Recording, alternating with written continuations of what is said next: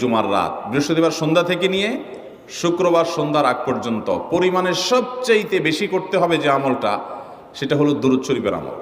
নবী করিম সাল্লাল্লাহু আলাইহি ওয়াসাল্লাম বলেছেন, আকসিরু আলাইয়া মিনাস সালাতি মিন ইয়াউমিল জুমআতি ওয়া লাইলাতিল জুমআহ, তোমরা জুমার দিন এবং জুমার রাতে আমার প্রতি বেশি বেশি দুরূদ পাঠ করবে, দুরূদ প্রেরণ করবে। ফাইন্না সালাতাকুম মা'রুদাতুন আলাই, কারণ তোমরা যে দুরূদ পাঠ করো এটা আমার কাছে পেশ করেন আল্লাহর ফেরেশতারা, এবং রীতিমতো নামধাম সহকারে আল্লাহর একদল ফেরেশতা নিয়োজিত আছে। তারা বলেন, আল্লাহ, হে আল্লাহ রসুল, আপনার অমুক উম্মত, অমুক অনুসারী, আল্লাহর অমুক বান্দা পৃথিবীর অমুক প্রান্ত থেকে, অমুক দেশ থেকে, অমুকের সন্তান, সে আপনার প্রতি দুরূদ পেশ করেছে জুমার দিনে, জুমার রাতে বা অন্য সময়ে।